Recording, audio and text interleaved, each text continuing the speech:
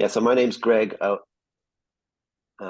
think most of the people here probably know me, but for those that do, yeah, I teach in the ALESA program here on Kamaba campus. I want to apologize for, well, first I want to thank Hiro for doing a nice job of publicizing this and putting everything together. And I want to apologize for the picture I provided and for anybody surprised by seeing my picture on the poster and seeing me now. There is some sort of rule that teachers have to have a 10-year-old photograph that they use for any kind of materials. So I'm going to talk today about my experience presenting at the JALT conference last year that was funded by GFD. And then I want to share kind of the two talks that I found really interesting and that kind of stuck with me after this JALT conference. So, you know, I want to be clear in advance, like I'm not sort of sharing any expertise I have on well-being, but rather sharing what I learned from two teachers at this conference and their work, which I think has a lot of applications for teachers who are teaching in language classes. I thought they're really sort of very practical and interesting talks that I wanted to share with everybody. Okay, so let me get my slides together here.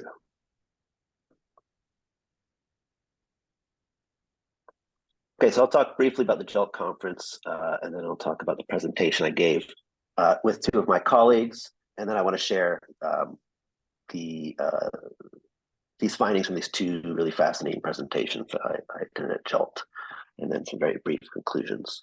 I haven't timed this out at all.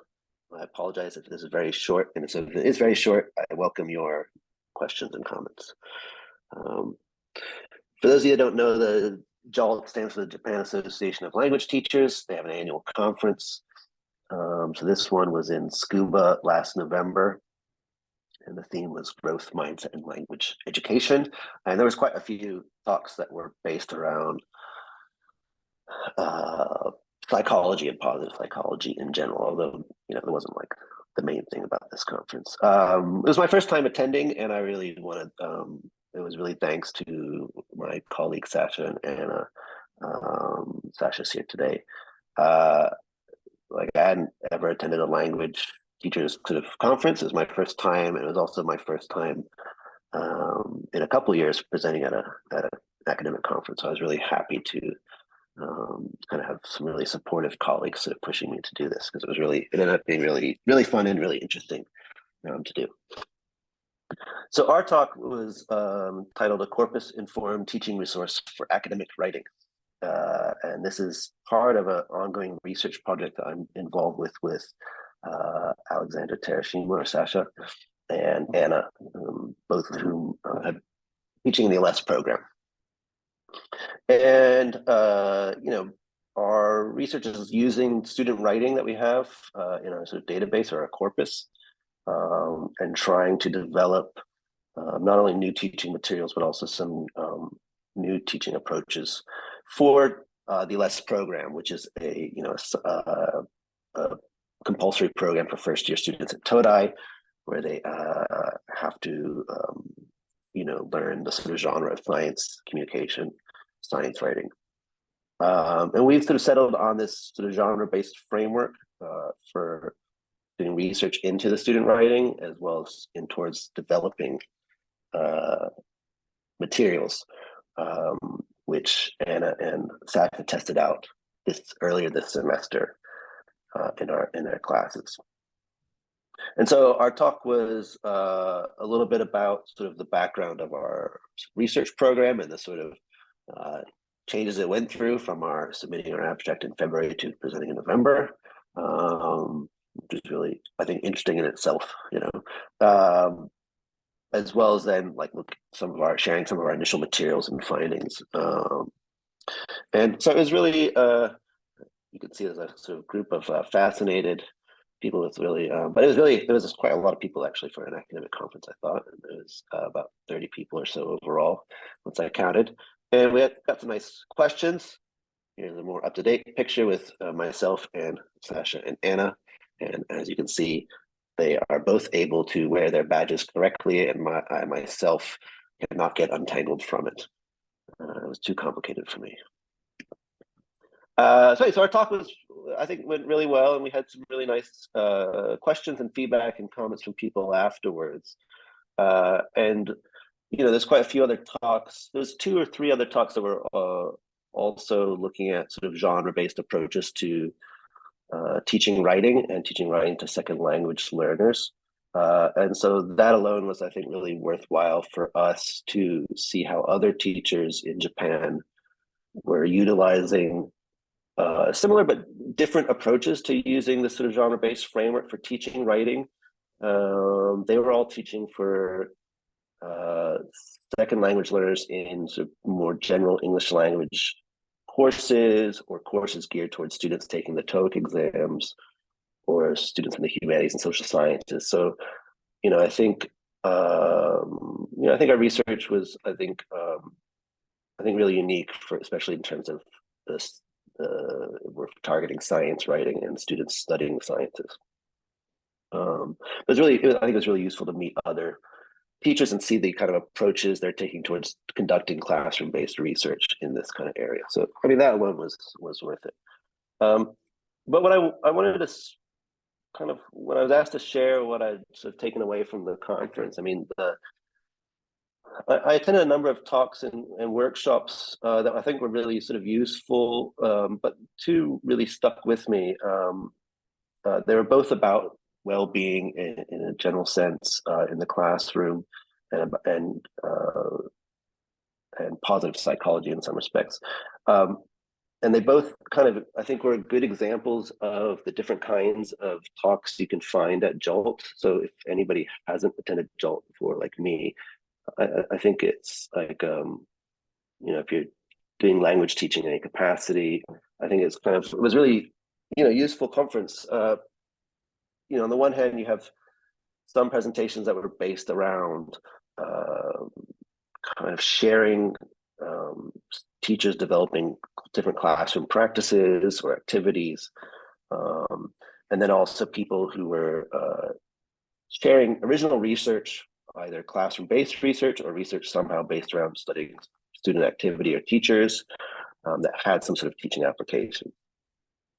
So these 2 talks that I want to share about, the first is by Naganuma Sensei, who's the Dean at Akita International University. And the second is by Dr. Kennedy, who's a lecturer at Nagahama Institute of Bioscience and Technology, which is in Shiga. So Naganuma Sensei is kind of the first approach where, she was sharing some sort of literature review, the sort of best practices from other places that they found, and then how they've been trying to integrate these into their classroom, actively, and some sort of sharing their experiences and some advice, which I found really useful and insightful.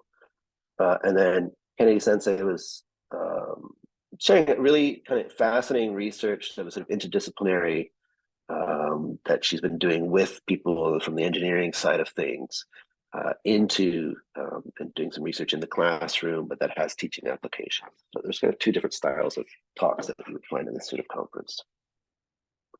I have some of Naganuma Sensei's slides that I'll just share briefly, some of the sort of the highlights that I sort of took away. I have the full set, though, so if people are interested in these, I'm quite happy to share. And her email is here.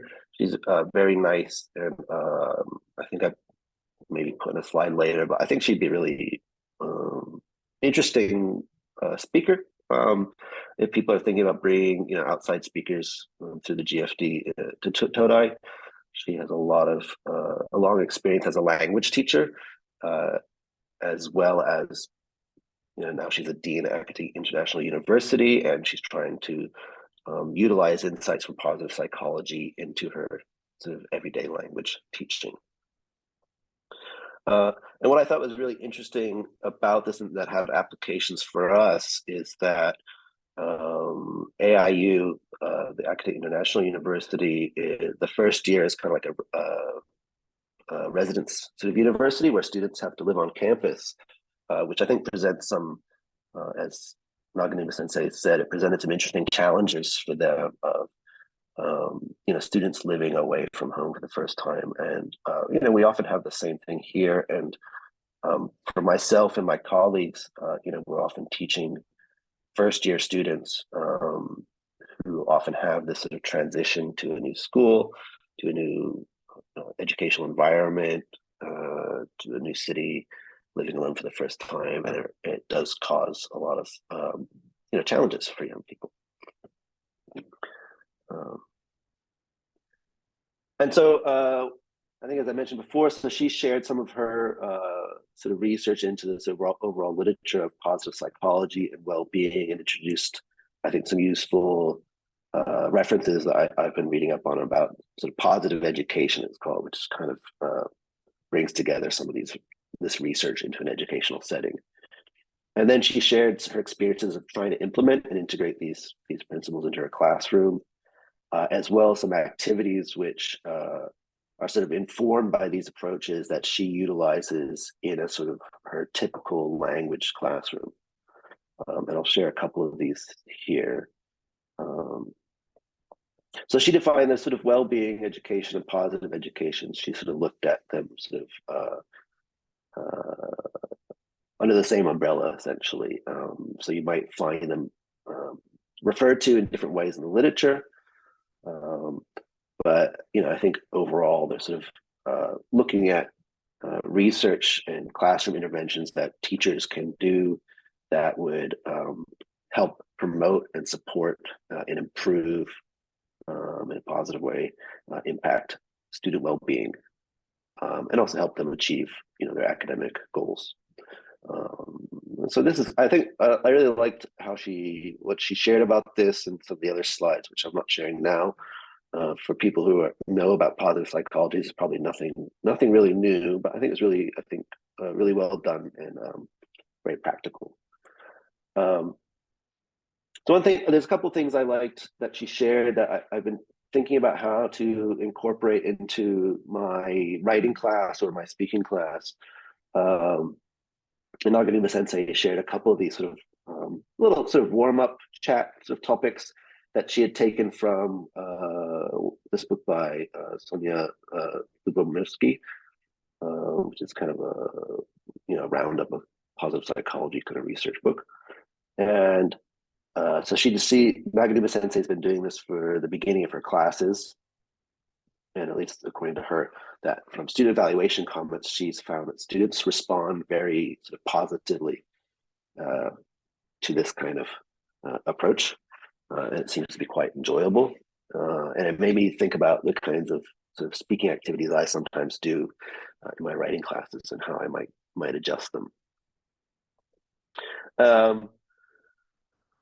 And so it includes not just sort of conversational topics, but also trying to encourage students to practice acts of kindness and to reflect on these practices.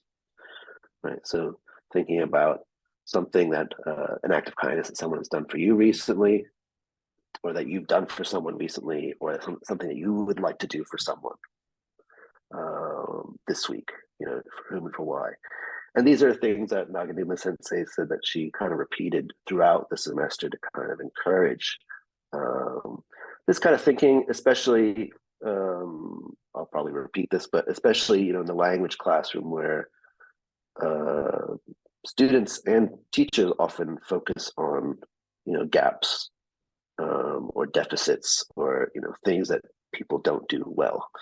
And so this is kind of an opposite approach of kind of, even if it's not necessarily about their language abilities, of trying to get them in a frame of mind of thinking about positive actions they've done, right, and recognizing that as well, which we don't always do. She also shared some prompts for warm-up activities that included, pairing off students and talking about trying to have two students, find 5 things in common they have with each other to try to improve kind of social relations between students, and trying to kind of develop a positive classroom community. I think especially for first year students, when they're still getting to know each other, it's kind of a really important thing to nurture. And I think for myself, especially in the first semester when students are just coming to campus, this is something that I think I'm going to try to implement next semester at least into my writing class, because I have found from experience that I will have students that, they're just getting to know each other for the first time, but you also have students that are coming from high schools outside of the Kanto region, where they may be the only person from their high school, and that can be often very stressful, especially when they're looking at classmates who might be coming from a very popular high school where they have lots of classmates also coming to Todai. And so trying to develop sort of cohesive and friendly classroom environment is something that I try to work on in my classes, especially because they don't necessarily want to be in my classes. And so I think some of these, I think it will be quite useful today, for my classes in general. And then there's some other things that I thought were really useful in terms of like, what are they grateful for? I think, which is also getting students into that mindset can be, I think, really useful, especially in the compulsory English language class where students might have some resistance to being there. And then the other one that I liked, and Naganuma Sensei talked about this a little bit in detail, was having students reflect on advice they might give their past selves. One thing I've heard from many of my students is that they often have a problem with social comparison, especially negative social comparisons, because a lot of students will find themselves at Todai and feel like other students have a much higher skill level or much higher English proficiency, and they engage in sort of quite negative social comparison. That for a lot of my students, I've found it's something they really have a hard time coming to terms with and finding a way to deal with it.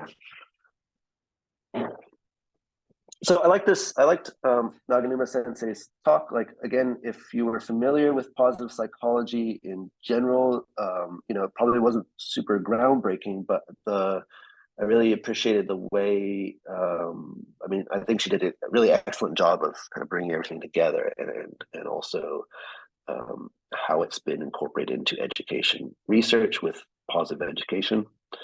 But I liked how she shared how she had integrated these activities into her classroom, and the fact that it wouldn't require someone necessarily to be an expert on positive psychology or for the entire class theme to be about happiness or well-being, but rather you could take 5 minutes at the beginning or end of class to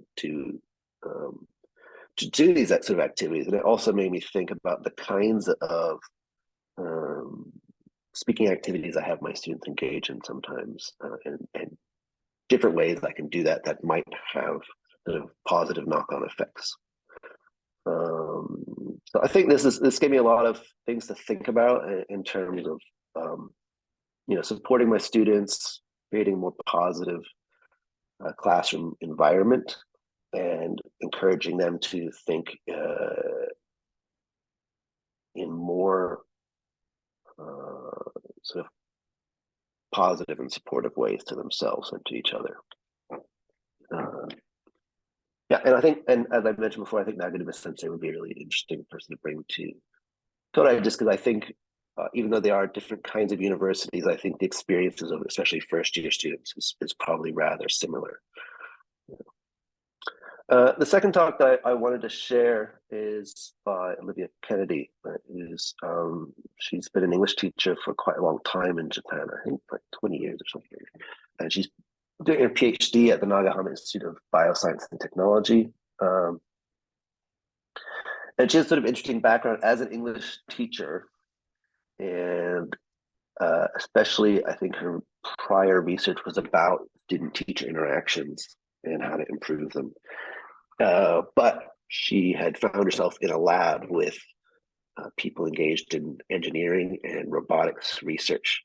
with some kind of education focus. It's kind of interesting to see how she had sort of adjusted her research to fit within this kind of lab she had found herself in. But it made for, I think, really interesting interdisciplinary research. And so working with this other team that's been working on sort of sensors and robots, they've been doing this research into investigating whether sort of teachers' presence and their physical gestures, the degree to which that fosters or increases positive interactions with students. I wish I had her slides with me. I had emailed her and she didn't share them with me, but she had a lot of pictures of these kind of sensors and big robots that would, I think in the experiments they're doing in a sort of classroom, it would, the robot would make a little signal or sign every so often, and the teacher would do a kind of gesture that they were doing initial research on, especially the moving your hand to your heart area, as well as nodding was the two main ones I think they were researching initially. And then I forget exactly how they're measuring. I think there's interviews or surveys or video. I forget exactly. I apologize. And so, but she went through these three different gestures that they've been doing research on: this hand to the heart area, nodding, and then also mimicking student movement. I think there's quite a lot of sort of prior research on how this can improve sort of co-presence between people and interactions between people. And I think they found that what the research has been finding is that it is quite actually relatively easy to shift students towards having a more positive engagement and interactions with teachers through these kind of simple gestures of, putting your hand to your heart every so often when you're talking, and nodding to students when you're listening to them or talking to them, as well as trying to sort of mirror their movement in some fashion when you're talking to them. And I thought it was really kind of a nice, it was an interesting combination with Naganuma Sensei's talk, which was, sharing classroom activities where you were getting students to do something, and this was something focused really on what the teacher's actions can be and how that can benefit our students. And it seems like something relatively easy and cheap to implement. So I'm quite interested in this, and I'm going to kind of keep paying attention to sort of what kind of publications come out of this. So my overall takeaways is I found JALT, in comparison to some prior somewhat negative experiences at other academic conferences, was very practical and quite relaxed, which I really enjoyed. I got a lot of kind of interesting food for thought and practical things from not just these two talks, but the other ones I attended. And then they also have quite a number of interesting practical workshops. There was some on like assessing writing, was it rubrics or assessments?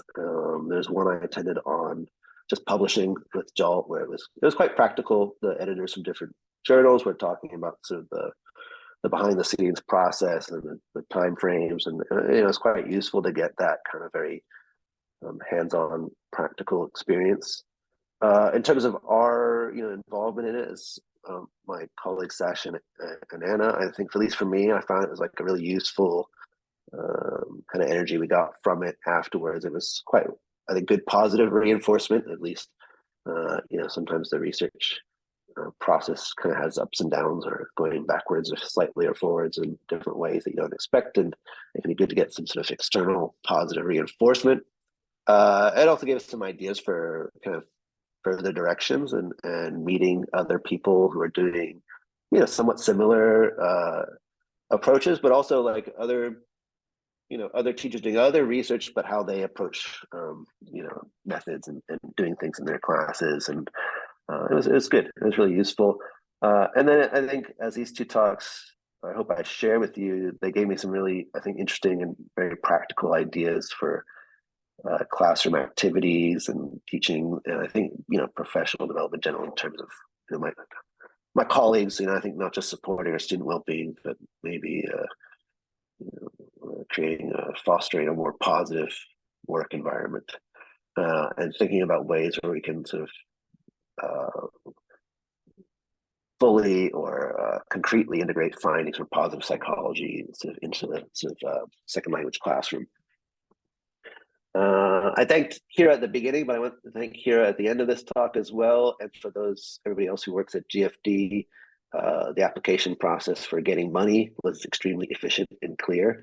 And I also got very surprisingly, but thankfully, I got very useful feedback on the application I submitted. And I thought it was really concrete and useful experience, which I'm going to use for when I have to write future grants.